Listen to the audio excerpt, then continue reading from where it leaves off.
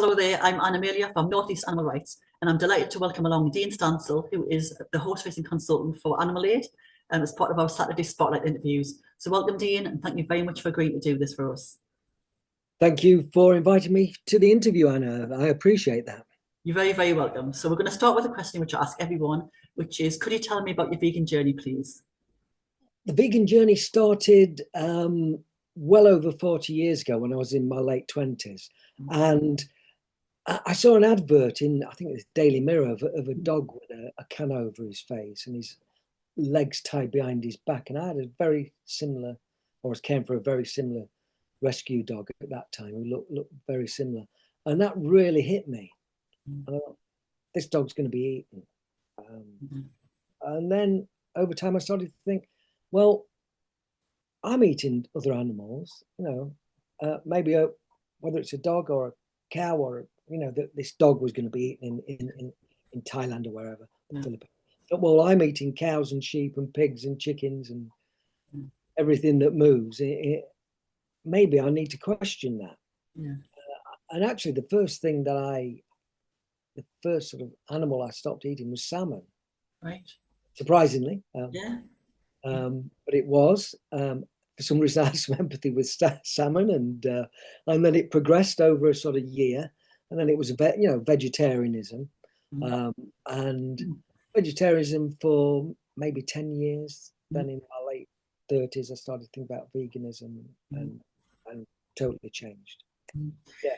So that was a sort of journey, ethical. As much as anything, it wasn't about taste or not liking meat. It was an ethical. So I suppose well before it was trendy, well before it was sort of like mainstream as well. Oh yeah. There were no vegan restaurants. Yeah.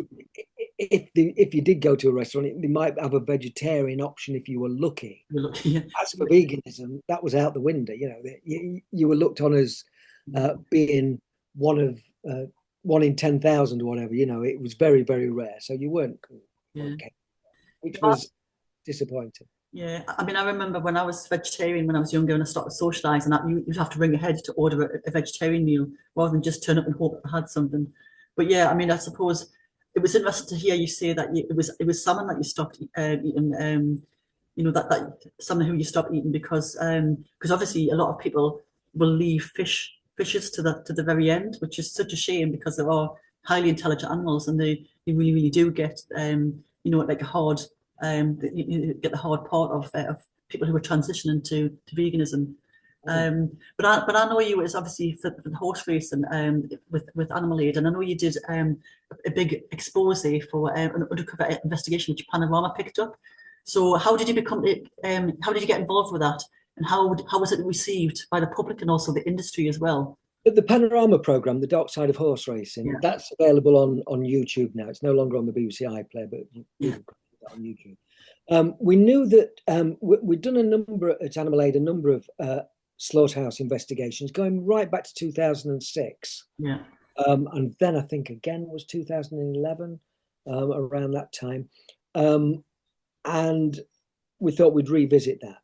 There'd been reports from local activists about horses going into a sort of, we weren't going into the slaughterhouse to sort of get the grim details of it and all the, what we wanted to do, we wanted to find out, because it's not in the public domain, were the horses who were going for slaughter, were they old, injured, ill, or were they young, were they fit, what breeds were they, what types were they just any old horse went in there, any breed of horse, or were they thoroughbreds, were they fell ponies, were they Dartmoor? No, the different, so we could get a picture of the horses that were going through there, the ages, the fitness, and all these aspects. We found a wide variety of animals going in there, equines going in there, and we took that to Panorama and said, lots of different things going on in this horse slaughterhouse. Are you interested in making a program? Well, it was with an independent company, actually, who then took it to Panorama, I should say. And Luke Bender, the producer, was brilliant. He really grasped the subject matter and was really keen to take this forward. So we worked for a long, probably worked for about a year on the Panorama program. looking at the horses that were going through there and formulating a program. We actually wanted to cover every horse we possibly, every breed and type, and every poor little horse going through there. But the majority of the horses going through there were thoroughbreds connected to the racing industry. So we thought, from the Panorama's point of view, that was the aspect to focus on. Yeah.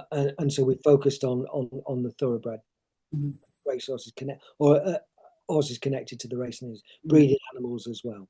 And that as I say, it took well over a year to get it all together, get additional filming done, get the script done, and then wait for a slot on TV for it to get on. And that was shown on BBC One prime time. Over 1 million people saw that, and the racing industry immediately went into a tailspin, went into panic, because we'd exposed, well-known horses within the industry, such as Vita de Rock, for example, and Action Replay, going through the slaughterhouse. And Vita de Rock had won nearly £200,000 for his, nearly that amount, for his millionaire owners. And they were so shocked. They claimed that they didn't know he'd gone for slaughter. But they'd left it up to his trainer, Gordon Elliott, to find a home for the horse. About 12 weeks after his last race, there he was in the slaughterhouse. Yeah. No name, just a number sprayed on his side. And this was the end to this horse that had earned a lot of money, given people a lot of entertainment. And nobody knew that this is where he was ending up. So this was a story to tell.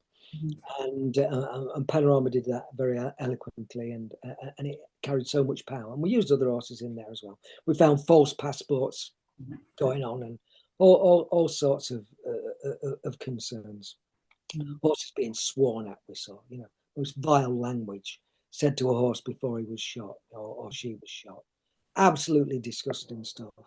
And anyway, cut a long story short, the racing industry said, right, all horses who are going to race on a British race course will have to be signed out the food chain.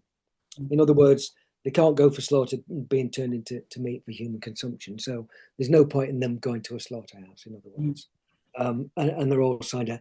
There's still a few slip through the net. Horses that don't race, never see a race course, can still go for slaughter. Breeding animals that are not going to race, mares, brood mares, stallions, they can still go for slaughter. But we certainly closed the door on a heck of a lot of horses going through an absolute horror. Yeah. We saw some really horrible things in there. I mean, I remember sort of seeing that, and I was absolutely shocked to the core. I mean, obviously as an activist, I knew these things were happening, but to see it on a screen and kind of like in British television, knowing this is happening in the UK, because we get so much, this doesn't happen in this country. The animals are treated like kings, you're treated better than our children. And the stark reality was they're not, they're really, really not. Yeah. And this is something which we are at great pains to point out to people. What you are being sold is an absolute marketing myth. If you're getting dressed up for Ladies' Day, or you're going to see, you have a social event at a racecourse, this is the outcome for a lot of these horses. We talk about the number of casualties on the race courses. One every couple of days is fatally injured or injured to the point that they're going to be killed because they can't make any money. And people just don't realise it. They either don't realise it or they don't want to get it. They're kind of like very, very happy to kind of like not hear or not see what's going on around them, despite everybody knows what happens behind the green screens. The black screens, when the screens go up on a race course, but they don't follow it through. They don't follow what happens to these horses. They don't even things like the injuries are not always fatal as well. We know that injuries are not always fatal, and these horses could be rehabilitated and live out their lives in sanctuaries, but they don't. Yeah. Why do they put the screens up? I mean, you mentioned the screens there, Anna. That's an interesting aspect. Years ago, I used to be a great follower of racing. My granddad was a bookmaker, and so I was, more or less fed the racing industry story, and was a very keen advocate for going to races and enjoying the day and watching the horses run. So I could see that appeal. But again, it was like turning to veganism. You have to have that light bulb moment and decide whether you want to sort of just put this to the back of your mind or you actually want to do something about it. and because no one was doing anything about it, I more or less went on a self-centered journey myself, and started to campaign. Yeah. And I met up with Andrew Tyler, who was the director at Animal. We'd worked on some chicken, broiler chicken, intensive chicken issues before Andrew had joined Animal Aid and before I did. So we knew each other from that. But when Andrew became director at Animal Aid, he said, "Why don't we have a horse campaign?" Because you know how interested I was in horses, and I've written a few little features, and we got an actually dedicated campaign to help horses. And this was unique, not going on by any other animal campaign group, nowhere else in the world. We were the first to do that and focus on it as a dedicated campaign. Since then, other groups have sort of dipped in and out with it, which is very good. And then we've got a dedicated group in the USA now, and one in Australia as well. Two big racing industries, bigger than Britain. So yeah, the word has spread, and you know, it's out there. When I go back 30, 40 years, nobody knew about racecourse tests. Very rarely. Oh, maybe the Grand National, but not as an everyday event. And one of the things you mentioned, green screens, I'll just come back to that, or green or black screens, they vary at different racecourses. When a horse gets injured, they put the screens up, basically so the public can't see. I was at Doncaster Racecourse back in 2014, took a photograph of a horse called Wigmore Hall. I just happened to be in the right place at the right time, or the wrong place at the wrong time, I should say, from the horse's point of view. And the horse broke a leg right in front of me, and the screens went up to screen the horse from the crowd, from the stands. And I was in the centre of the racecourse, and I had my camera, and there it was. I was taking photographs of Wigmore Hall, gun to his head, down on the ground, vet with gun in his hand, and this was the first time this has really been captured, and they spotted me with a camera. There's loads of people there, and they said, "Get that camera off that guy." And I had to run back into there was a fairground in the middle of the racecourse. I had to jump on one of the fairground rides to get away from them, stop them grabbing me and pulling the camera off me. The pictures I took then ended up within a week on the front page of the Daily Mirror on a Saturday. The front page of a racehorse with a gun to his head. That again shocked the industry, and they immediately, or within weeks, said, "We're no longer going to shoot horses on racecourses, except in extreme circumstances." That wasn't the result we wanted, because now horses are mainly lethally injected on a racecourse, which is just as bad. But the industry thought, well, such a public image, horse with a gun to his head, we've got to not do that anymore. Make it a bit more palatable, I suppose. Kind of like that, put to sleep gently and go to sleep. That's kind of like what they're trying to do, aren't they? So it was about it's about putting that in the public domain. That was the key thing about taking those photographs.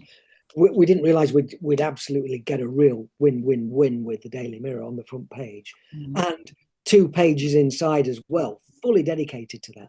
And it was something we grasped almost out of the blue. You know, it was a spontaneous thing. It wasn't pre-planned, that we'd worked a long time for, like the Panorama program. So there's different areas of working within animal rights. You have to be very spontaneous. But you also have to have planning as well. And it's balancing the two that really impact. But I suppose, I mean, what you're describing is what we see in everyday life, the total conditioning and the lack of awareness of what actually happens to animals we use. I mean, we see it in factory farming, you know, we talk about slaughterhouses not having glass walls, and nobody takes school trips to slaughterhouses, you know, all these sorts of things. And this is exactly the same thing. They cover it up because they don't want the public to see. And the reality is, if people are going along to a horse race or a greyhound race, and there's a chance that an animal is going to get injured or killed, it absolutely should be shown. You know, these people need to be confronted with the consequences of their, their entertainment choices. It's just, if they're going along to be entertained by animals who potentially are going to be killed, they should absolutely be confronted with that. And it shouldn't be sugarcoated. It shouldn't be hidden away. Now I'm going to move on. I mean, obviously, I know you're a school speaker as well for animal aid, like I am, and you did a talk in a secondary school, which I'm currently in. I'm doing other talks, but you did a talk on horse racing. I mean, there's no way I could hold a candle to anything that you do, so I couldn't do justice in the way that you could. Oh no. So it was obviously you were definitely the better person to do the talk. So how was it received? And I mean, obviously you were talking to sixth formers. So how did the students take the subject? Because obviously they're kind of coming at the age where potentially they can put bets on races, particularly the Grand National.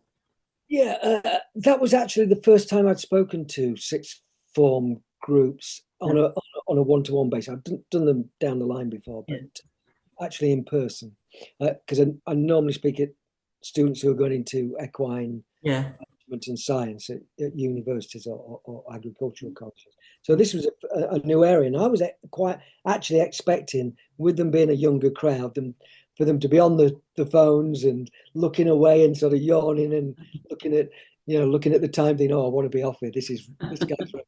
But actually, I was pleasantly surprised, very pleasant. They all seemed to be very attentive and listen, which is great respect for them. Real respect for those students, because they really they listened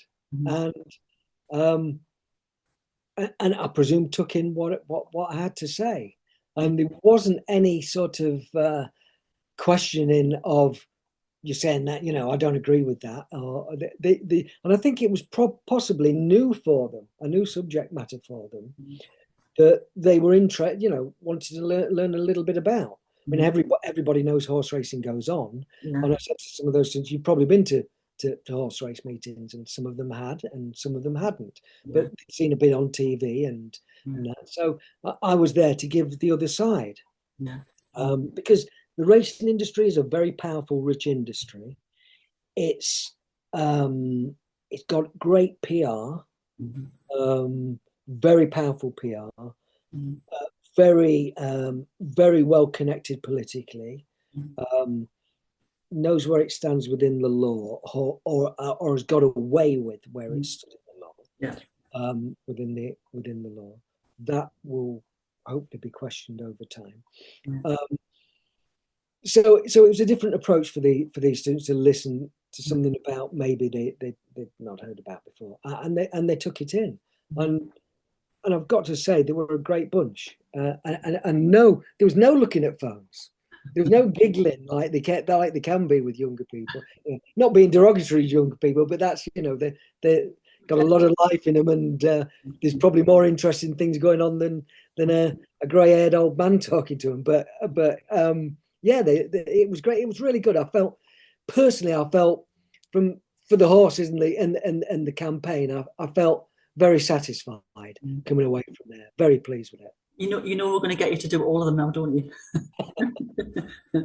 I mean, it was, I'm currently doing in the same school, I'm doing animals and the law, and one of the things that we talked about is all the different laws which have kind of like come in and the reasons have come in, and the children were quite surprised to hear that there's a legal number of times you can whip a horse. They just can't get the head around the fact that you're actually allowed to do it, and then there's a limit on it. So this number means it's legal, and that number +1 means it's illegal. And it's just because children do essentially get it. They really, really do get the nonsense of some of the laws which are in place. And if you ask them why things are illegal, that they totally get the morality of it. They can match the morality and the legality of things pretty easily. And unfortunately, it's adults who let the side down, really, isn't it? Yes, I worked on a scientific paper with Professor Paul McGreevy and some other renowned professors at the University of Sydney, and we looked at the use of the whip on racehorses and whether it affected the integrity of the industry. But what we found, we looked at some races that very few races take place where the whip isn't used, but we did look at those, and we did a comparison with races that use the whip, as close a comparison as we could in terms of the same race courses, same number of horses, same ground, etc. And we came, and this was a peer-reviewed scientific paper, and we came away from that when it was published. The findings of that were that horses don't run faster if you whip them. That is a false, totally false premise to come from. Horses stay on a truer line when they're not whipped, so they run straighter. And the integrity was generally better without the use of the whip. Not that we wanted to say we should continue horse racing, but we wanted to prove a point that the whip was certainly unnecessary within racing. Not particularly from a rights point of view, but certainly from a welfare point of view. And this paper was one of many scientific papers used by the horse racing industry in 2021 when they did a whip review, and they reduced the number of times a horse could be whipped, which is still appalling that we can still whip a horse, try and encourage them to go forward. But we got it reduced as a consequence of that, but the ultimate is to see it gone altogether and see racing gone altogether. But it's death by 1,000 cuts, you know. It is, yeah, it is. I mean, we're talking about. I was talking to Nob, who you'll know, who's kind of the greyhound expert about. I kind of like use quite a bit, and we were talking specifically about greyhound racing. You mentioned there about the horse racing industry being very, very powerful. I mean, it's billions of pounds. It's a £1 billion industry in the UK, and you know, we have some of the worst race courses. I mean, Newcastle racecourse is always in the top 10 of fatalities. But it's a very, very different sort of like clientele. I mean, greyhound racing, we know that one dog will die every 3 days. It's a very much seen as like a working class traditional sort of sporting activity, I suppose. You know, we're spoiling people's fun. It's just what people will just go after for a social occasion. But with the horse racing, it's very much the glamour side of it, isn't it? I mean, you have very, very wealthy people who, you know, people who are going there to an event to maybe see wealthy people, to see celebrities, to see the fancy dress, you know, the dress parade sort of thing, but also to see the horses. I mean, the horses is actually quite a small part of it, really. It's the fact that they're going for this big social event, but there's a hell of a lot of money going into it. And I think that's why. I mean, I think that greyhound racing is already on its death throes. It will go in the very near future. But horse racing is considerably further away off, isn't it? Yeah, horse racing is a much greater sport in terms of its volume of money going in and out of it, betting turnover. Internationally, horse racing is in nearly every country in the world. Ground racing is very limited, and horse racing has a longer history. Ground racing is, obviously, you'll realise it came from coursing, and it came from whippet racing before we had greyhound racing. So we had whippet racing for about 40 years, and then that sort of transitioned into greyhound in the 1920s. But we take the horse racing industry back, in terms of the thoroughbred or the Arab breed. We look around late 1750, like when the Jockey Club were formed, where they started to regulate racing. So that's when it really took off, and so it's been going a lot longer, a heck of a lot longer, 250 years longer. And racing, we shouldn't see have the idea that horse racing and even dog racing actually is something that is contemporary. We look back into human history, go back thousands of years. We see horses being raced, you know, in the Roman Empire, Circus Maximus in Rome. There's still evidence of horse racing, so it goes back a long time. It's just that we're in a period of time where thoroughbreds are being raced, but how do you disengage from all that? It are the big questions. Campaigning is one way. I think there needs to be a cultural shift as well in thinking, and that is the role of campaigners to get that cultural shift move within people's mindsets. But historically, the use of animals in sport is long and very sad, and it's about how do we sort of start changing that.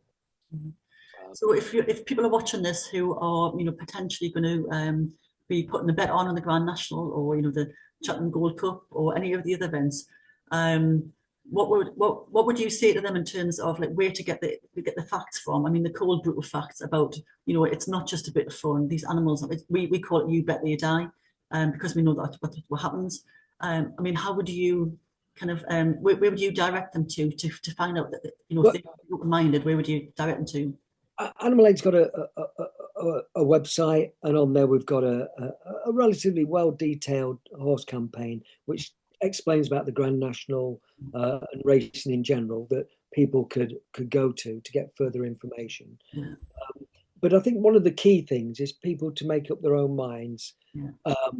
decide for themselves, and think, if I am if I have respect for animals and I recognize as sentient beings, then I should really question horse racing. And by that, I shouldn't gamble on the Grand National, despite all the adverts that are pushed at me to tell me to gamble. I shouldn't go to the races and get dressed up and think I'm having a great time, because those are ethical questions we have to ask ourselves. And I've come from the racing side to the campaigning side. And that's a very, very big transition, because I was racing mad. And if I can transition, I think anybody can. I really do. And something positive to take away from this is, if you don't gamble and you don't go racing, you're not supporting the industry. And if you don't support the industry, they don't have the money to carry on. And of course, spread the word as well if you can. So, so what's next for you then? I mean, you're obviously very, very busy doing all sorts of different things. So what's coming up for you? Yeah, I'm well into retirement age, and I ought to be retired really, but you know, there's still a lot to do, and I think I'll always be doing this, as long as I'm physically able. I think looking at areas of the law is very interesting.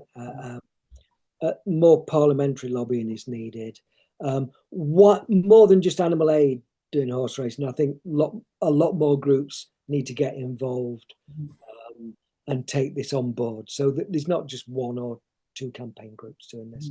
There's the whole animal rights movement takes this on board, so it isn't just left up to individuals such as myself and a few others. I think if we can broaden that, so other groups take up the chalice and run with it, all the better. Yeah, you're right. I mean, it does seem to be that every time, obviously the Grand National is the biggest event in the year, so everybody kind of like does loads of stuff around the Grand National, and then it kind of fades away after that. But yeah, I suppose it's up to us as animal rights activists to make sure that these topics are talked about, because they are, you know, they're really, really important. I mean, I suppose it's important in terms of culture as well, how we progress and evolve as a species, for us to move away from using animals in this way. And hopefully in the not too distant future, we'll look back on this and say we can't believe that we ever did this. Yeah, and campaign has to be on various levels. You know, we can do it from behind our desks on the computer.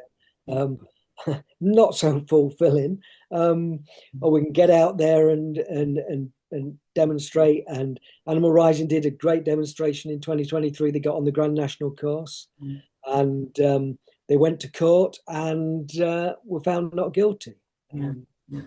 I was there at the court as an expert witness, independent, of course. And they all, you know, they all were found not guilty, or at least hung juries as well. So you can protest quite vehemently and make your point. And I think that's shaken the industry as well. So protest is a key thing. And a colleague of mine, Fiona Pereira, who has been absolutely brilliant campaigner over the years. Fiona, I've got to give a lot of credit to her at Animal Aid. Fee and I have gone out on cold days up to Sedgefield, not far from where you are, you know, Warwick, you know, all over the country to these little race courses and done demos, just the two of us sometimes, just to get the press in and get it talked about. Quite a while ago, actually, when I went to Aintree to do one of my first demos at the Grand National, and she was dressed in all the funeral attire, and I was thinking, this is really, really bizarre, but I totally got it. But yeah, it was very good to sort of meet other people who were doing similar sort of thing. So yeah, but you're right. I mean, it's kind of like a mixture of campaigning, protesting, educating, lobbying. All these things will bring about the change in the law, which the change in perception, culture, and the laws as well. So yeah, so we're coming to the end of our time now. Anyway, it's been absolutely fascinating talking to you. I mean, your head's just filled with so much stuff about horses. It's amazing, and it's been an absolute pleasure to talk to you. So I'm going to sign off now. So if anybody wants to catch up with the work which Dene's doing, you can just go onto Animal Aid and look at the campaign website. The campaign links on there. But obviously you can. I just did a quick Google of your name as well, and you come up with loads of different things that you've done. So absolutely fascinating subject, and something which is we really need to put our weight behind as well, and not forget about these beautiful animals who are being betrayed by humans. But I'm going to sign off now anyway. So this is Anna from North East Animal Rights saying thank you very much to Dene and for giving us time today to talk to us. Thank you very much, Anna. A pleasure.